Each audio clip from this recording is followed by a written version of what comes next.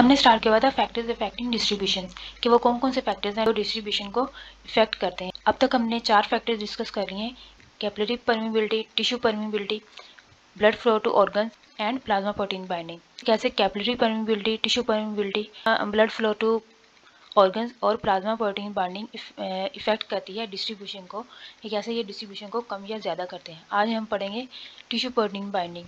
ये tissue protein binding का distribution पे क्या इफेक्ट होता है, कैसे डिस्ट्रीब्यूशन को कम या ज़्यादा करती है। हमें पता है कि जब ड्रग एब्जॉर्ब होने के बाद ब्लड में आती है, स्टमक या स्मॉल इंटेस्टाइन से एब्जॉर्ब होके ब्लड में आती है, तो ब्लड इसको डिफरेंट बॉडी ऑर्गन्स में डिस्ट्रीब्यूशन करवाता है। वहाँ पे जाके ये अपने टारगेट रिसेप्टर्स के साथ बाइंड करती हैं। लास्ट लेक्चर में पढ़ा था कि ब्लड में प्लाज्मा प्रोटीन्स होती हैं, कुछ ड्रग प्लाज्मा प्रोटीन के साथ बाइंड कर जाती है और कुछ फ्री फॉर्म में होती है। जो प्लाज्मा प्रोटीन के साथ बाइंड होती है वो इनएक्टिव ड्रग होती है, यानी कि उसकी डिस्ट्रीब्यूशन नहीं होती फर्दर ऑर्गन्स के अंदर, डिस्ट्रीब्यूशन सिर्फ फ्री ड्रग की होगी।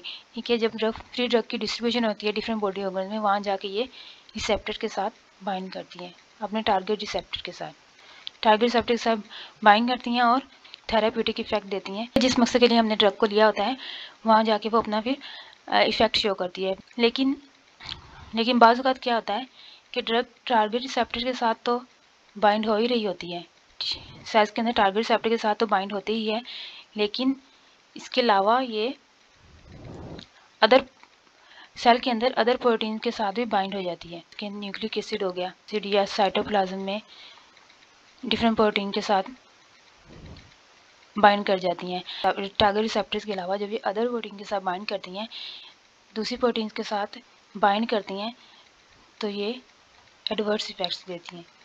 इसके जब दूसरी प्रोटीन के साथ बाइंड करेंगी, वहाँ पे जाके ये क्या कहते हैं, जाहिर सी बात है जब या प्रोटीन के साथ बाइंड करेंगे, एक प्रोटीन में एक सेल में जो प्रोटीन्स हैं उनका अपने फंक्शन होते हैं, तो जब ड्रग उस प्रोटीन के साथ जाके बाइंड कर जाएगी, उसका जो काम है उसको इफेक्ट करेगी, इसने जो काम करना है उसको इफेक्ट करेगी।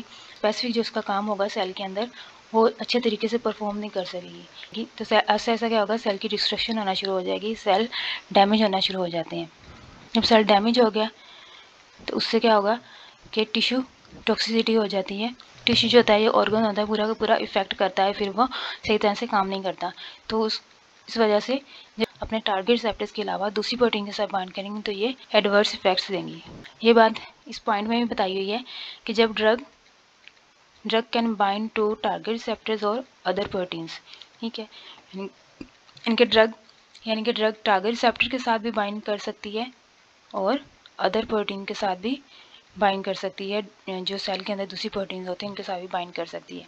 ठीक है, if it bind to target receptors it will show therapeutic effect. वही बात जो आपको बताई कि जब ये टारगेट रिसेप्टर्स के साथ बाइंड करेगी तो ये थेराप्यूटिक इफेक्ट देगी। ठीक है, जिस इफेक्ट के लिए हमने ड्रग को एडमिनिस्टर किया है। If it bind other proteins it will show prolonged action and also cause adverse effects. Prolonged action mean जाहिर है जब ये प्रोटीन के साथ दूसरी प्रोटीन के साथ बाइंड करेगी तो ये टिश्यू के अंदर ज़्यादा देर तक रहेगी। टिश्यू के अंदर ज़्यादा देर तक रहेगी तो इसका इफेक्ट भी ज़्यादा देर तक रहेगा और एडवर्स इफेक्ट कॉज करेगी, जो कि मैंने आपको बताया कि सेल की डिस्ट्रक्शन कर देती हैं और टिश्यू टॉक्सिसिटी कॉज करती हैं। For example paracetamol can bind to liver proteins and cause hepatotoxicity. जो पैरासीटामोल होती है, पैरासीटामोल को अगर हम ज़्यादा क्वान्टिटी में लेंगे वो क्या करती है, लीवर प्रोटीन्स के साथ बाइंड कर जाती है।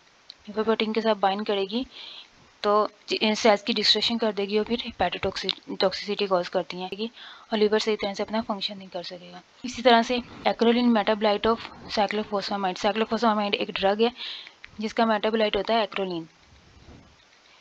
ये क्या करता है, ये किडनी टॉक्सिसिटी कॉज करता है, क्योंकि किडनी के अंदर प्रोटीन के साथ बाइंड कर जाता है, वो फिर सेल की डिस्ट्रक्शन करना शुरू हो जाता है और फिर किडनी टॉक्सिसिटी कॉज करता है। प्लाज्मा प्रोटीन बाइंडिंग में हमने पढ़ा था कि जब हम दो ड्रग इकट्ठी एडमिनिस्टर करते हैं, एक ड्रग प्रोटीन के साथ पहले बाइंड हुई है, ठीक है, जो हम दूसरी ड्रग एडमिनिस्टर करेंगे तो अगर तो उसकी लिपोफिलिसिटी ज़्यादा है या उसकी एफिनिटी ज़्यादा है या उसकी एफिनिटी प्लाज्मा प्रोटीन के लिए ज़्यादा है, तो वो इस ड्रग को डिस्प्लेस करके खुद वहाँ पे जाके अटैच हो जाएगी। जब खुद वहाँ पे जाके अटैच हो जाएगी और पहली बार ड्रग क्या हो जाएगी, फ्री फॉर्म में हो जाएगी, उसकी कंसनट्रेशन ब्लड में ज़्यादा हो जाएगी, तो जब कंसनट्रेशन एक चीज़ की ब्लड में ज़्यादा होगी तो मैंने आपको बताया था कि उसका इफेक्ट भी ज़्यादा हो जाता है, ठीक है, जो कि एडवर्स इफेक्ट्स कॉज करता है। तो इस तरह से इसको कहते हैं ड्रग इंटरेक्शन।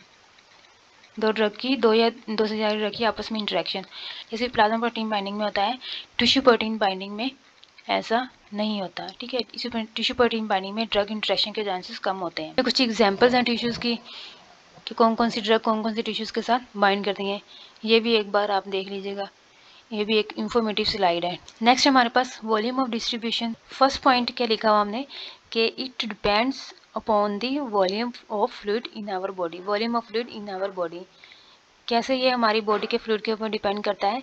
क्या होता है वॉल्यूम डिस्ट्रीब्यूशन, इसको हम एक एग्जांपल के साथ समझते हैं। जैसे कि हम कोई चीज़ बांटते हैं, जब हम कोई चीज़ बांटते हैं, ठीक है, कुछ बच्चे जो है वो ज़्यादा बड़ा बर्तन लेके आते हैं, ठीक है, कुछ छोटा बर्तन लेके आते हैं, ठीक है। जितना बर्तन का साइज़ होगा उसके अंदर उतनी ही चीज़ डलेगी, ठीक है। तो इसी तरह से हमारी बॉडी में जितना फ्लूइड होगा उतनी ही ड्रग उसके अंदर डिस्ट्रीब्यूट होगी, यानी कि जितना कोई बर्तन का साइज़ होगा उतनी ही उसके अंदर कोई चीज़ जाएगी। ज़्यादा बड़ा बर्तन है तो ज़्यादा चीज़ डलेगी, छोटा बर्तन है तो छोटी चीज़ डलेगी, यानी कि उसके साइज़ यानी कैपेसिटी पे डिपेंड करता है। इसी तरह से वॉल्यूम ऑफ डिस्ट्रीब्यूशन भी हमारी बॉडी के फ्लूइड वॉल्यूम पर डिपेंड करता है। वॉल्यूम ज़्यादा होगा तो उसके अंदर डिस्ट्रीब्यूशन भी ज़्यादा होगी, वॉल्यूम कम है तो डिस्ट्रीब्यूशन भी कम होगी। डिफरेंट ऑर्गन का डिफरेंट वॉल्यूम होता है, तो इसी तरह से हमारी जो बॉडी ऑर्गन्स होते हैं उनकी भी डिफरेंट कैपेसिटी होती है। डिफरेंट ऑर्गन्स की डिफरेंट कैपेसिटी होती है। डिफरेंट ऑर्गन में डिफरेंट जो फ्लूइड का वॉल्यूम जो है, फ्लूइड का जो वॉल्यूम होता है वो डिफरेंट होता है। तो जितना किसी का फ्लूइड वॉल्यूम होगा उसमें उतनी ही ड्रग डिस्ट्रीब्यूट होगी। ज़्यादा वॉल्यूम होगा ज़्यादा डिस्ट्रीब्यूशन होगी, कम वॉल्यूम होगा तो कम डिस्ट्रीब्यूशन होगी, ठीक है। फॉर एग्जांपल जो हमारा लीवर है, लीवर का जो फ्लूइड वॉल्यूम है वो 5 लीटर है, यानी कि उसकी जो कैपेसिटी है वो 5 लीटर है, इससे ज़्यादा इसमें ड्रग डिजोल्व नहीं हो सके। नेक्स्ट हमारे पास अपेरेंट वॉल्यूम ऑफ डिस्ट्रीब्यूशन, ठीक है। पहले तो हमने पढ़ा था volume of distribution. Volume of distribution depend करता है बॉडी ऑर्गन के वॉल्यूम ऑफ फ्लूइड के ऊपर, ठीक है। अपेरेंट वॉल्यूम ऑफ डिस्ट्रीब्यूशन क्या होता है, फॉर एग्जांपल अब वो जो चीज़ बांटी थी किसी ने, ठीक है, तो लेने वाला ले तो आया है वो, ठीक है, ज़्यादा है कम है ले तो आया वो, ठीक है, लेकिन उसको जो खाने की कैपेसिटी है, फॉर एग्जांपल वो 10 ग्राम थी, 10 ग्राम चीज़ थी, ठीक है, लेकिन खाने वाले की कैपेसिटी कितनी है 5 ग्राम, उसने सिर्फ उसमें से 5 ग्राम ही खाई है, बाकी 5 ग्राम उसके अंदर ही है, ठीक है। तो जो कैपेसिटी है खाने वाले की वो क्या है, उसका volume of parent volume of distribution है। फॉर एग्जांपल लीवर का वॉल्यूम ऑफ फ्लूइड क्या है 5 लीटर, लेकिन ड्रग को डिजोल्व होने के लिए सिर्फ कितना चाहिए 2 लीटर। तो ये क्या हो गया, लीवर का पेरेंट वॉल्यूम ऑफ डिस्ट्रीब्यूशन है, ठीक है। ओके, अब ड्रग को ज़्यादा चाहिए ही नहीं, ड्रग सिर्फ 2 लीटर में ही पूरी की पूरी डिजोल्व हो रही है, उसको 5 लीटर की ज़रूरत ही नहीं है। अब हम इसकी डेफिनेशन को समझते हैं। डेफिनेशन क्या है, it is the fluid of volume that is required to contain the entire drug. वही बात कि फ्लूइड का वो वॉल्यूम जो कि हमें रिक्वायर्ड होता है पूरी की पूरी ड्रग को डिज़ोल्व करने के लिए, यानी कि 5 लीटर उसकी कैपेसिटी थी लेकिन हमें सिर्फ दो लीटर चाहिए था, ड्रग को सिर्फ 2 लीटर चाहिए था पूरी की पूरी ड्रग डिज़ोल्व होने के लिए। The entire drug in the body at the same concentration measured in the plasma, ठीक है, सेम कंसनट्रेशन पे जैसे जो कि प्लाज्मा में कंसनट्रेशन थी उसी कंसनट्रेशन में वो उस वॉल्यूम में डिस्ट्रीब्यूट हो रही है, यानी कि सारी की सारी ड्रग उस वॉल्यूम में डिस्ट्रीब्यूट हो रही है। इसको क्या कहेंगे, पेरेंट वॉल्यूम ऑफ डिस्ट्रीब्यूशन। इसको कैलकुलेट कैसे करते हैं, Vd is equal to dose जो कि हमने ड्रग ली है, जितनी डोज में हम ड्रग लिए, जैसे 10 mg ले रहे हैं, 500 mg ले रहे हैं, वो dose, and plasma divided by plasma concentration. Plasma में जो कंसनट्रेशन है उस पर हम डिवाइड कर देंगे। प्लाज्मा कंसनट्रेशन हम डिफरेंट तरीक़ों से फाइंड आउट करते हैं, ठीक है। प्लाज्मा कंसनट्रेशन हम वहाँ से फाइंड आउट कर लेंगे और डोज हमें पता ही है कि हम कितनी ले रहे हैं, ठीक है। इन दोनों को जब हम डिवाइड करेंगे तो हमारे पास क्या आ जाएगा, volume of parent volume of distribution, ठीक है। बॉडी ऑर्गन्स को हम 3 कंपार्टमेंट्स में डिवाइड करते हैं। एक है plasma compartment, interstitial volume and intracellular volume. देखिए पहले भी हमने बताया था, ये था ब्लड हो गया, ठीक है, इसको कहेंगे प्लाज्मा कंपार्टमेंट, ठीक है। वेसल्स की सेल मेम्ब्रेन है, ये ऑर्गन की सेल मेम्ब्रेन है, उसके दरमियान जो है वो क्या है, इंटरस्टिशियल फ्लूइड है, इसको कहेंगे इंटरस्टिशियल वॉल्यूम या इंटरस्टिशियल कंपार्टमेंट कहेंगे। और जो सेल के अंदर जो फ्लूइड होता है उसको कहते हैं इंट्रासेलुलर फ्लूइड। इंटरसेलुलर फ्लूइड है या इंटरस्टिशियल फ्लूइड है, और ये साइटोप्लाज्म होता है उसको कहते हैं इंट्रासेलुलर फ्लूइड। ठीक है, तो कितने कंपार्टमेंट में डिवाइड करते हैं, plasma compartment, interstitial compartment and intracellular compartment. Plasma compartment और इंटरस्टिशियल कंपार्टमेंट है, इनको हम एक्स्ट्रा सेलुलर फ्लूइड भी कहते हैं। क्या बताया हुआ है कि if a drug has very large molecular weight, ठीक है, मॉलिक्यूलर वेट क्या है, ड्रग का लार्ज है, और या फिर ये प्लाज्मा प्रोटीन के साथ बाइंड की हुई है, ठीक है, या तो ड्रग का मॉलिक्यूलर वेट ज़्यादा है या प्लाज्मा प्रोटीन के साथ बाइंड है, तो क्या होता है कि it is too large to pass through endothelial junctions of the capillaries, it will remain in plasma. अगर ड्रग का साइज़ ज़्यादा है, मॉलिक्यूलर वेट ज़्यादा है, या वो प्लाज्मा प्रोटीन के साथ बाउंड है, तो वो कैपिलरीज को क्रॉस नहीं कर सकेगी। जब कैपिलरीज को क्रॉस नहीं कर सकती, तो ड्रग कहाँ पे रह जाएगी, ब्लड के अंदर ही, प्लाज्मा के अंदर ही रह जाएगी। और हमारे पास जो प्लाज्मा कंपार्टमेंट का जो वॉल्यूम होता है वो क्या होता है, 4 लीटर। और अगर if a drug has low molecular weight, अगर मॉलिक्यूलर वेट कम है बट इट इज़ हाइड्रोफिलिक है, it can pass through the slit junctions. इनका मॉलिक्यूलर वेट कम है लेकिन हाइड्रोफिलिक है, तो स्लिट जंक्शंस के अंदर से पास कर सकती है, slit junctions of capillaries but can not cross the plasma membrane. यानी कि मॉलिक्यूलर वेट कम है ना, तो ये कैपिलरीज के स्लिट जंक्शन से तो पास कर जाएगी, लेकिन ये क्या है, हाइड्रोफिलिक है, तो ये सेल मेम्ब्रेन को क्रॉस नहीं करेगी, जो ऑर्गन की सेल मेम्ब्रेन है उसको क्रॉस नहीं करेगी। Therefore, this drug distribute into a volume that is the sum of the plasma, water and interstitial fluid। ठीक है, तो ड्रग कहाँ पे रहेगी, प्लाज्मा में भी और इंटरस्टिशियल फ्लूइड में। तो ये कितने वॉल्यूम में डिस्ट्रीब्यूट होगी, इन दोनों के सम, यानी कि 4 लीटर इसका, 4 लीटर प्लाज्मा कंपार्टमेंट का एंड और 10 लीटर इंटरस्टिशियल फ्लूइड का। टोटल कितना हो गया, 14 लीटर फ्लूइड में ये डिजोल्व हो रही है। ठीक है, which is 14 litre of our body water. ठीक है, समझ आ गई यहाँ तक। नेक्स्ट हमने कहा हुआ कि if a drug has a low molecular weight, इनका मॉलिक्यूलर वेट भी कम है, एंड इज़ लिपोफिलिक, और ये क्या है, लिपोफिलिक है, not only it can move into interstitium through slit junctions but it can also pass through the cell membrane. यानी कि अब क्या है, मॉलिक्यूलर वेट भी कम है और ये क्या है, लिपोफिलिक भी है। मॉलिक्यूलर वेट कम है तो वो कैपिलरी से भी इजीली क्रॉस कर जाएगी, और लिपोफिलिक है तो वो सेल मेम्ब्रेन से भी क्रॉस कर जाएगी। तो अब क्या है, therefore the drug will distribute into total body water which is 42 litre.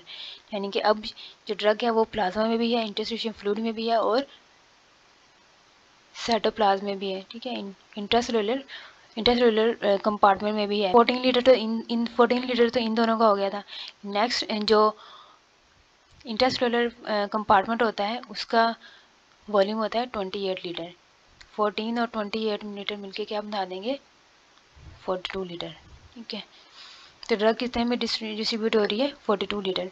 यानी कि टोटल हमारे पास जो वॉल्यूम होता है हमारी बॉडी का वो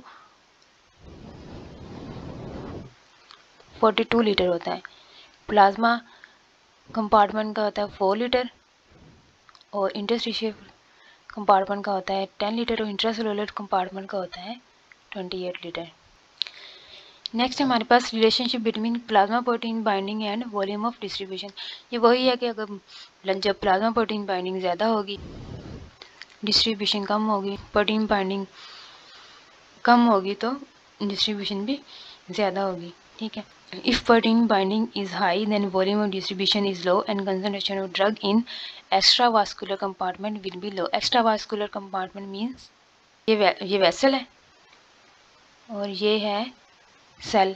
अगर if protein binding is high, protein binding ज़्यादा है, ड्रग इसको क्रॉस ही नहीं करेगी, इंट्रावास्कुलर स्पेस में ही रह जाएगी। एक्स्ट्रा मीन के वेसल्स के बाहर, ठीक है, या तो इंटरस्टिशियल फ्लूइड या जो ऑर्गन के सेल हैं वहाँ पे।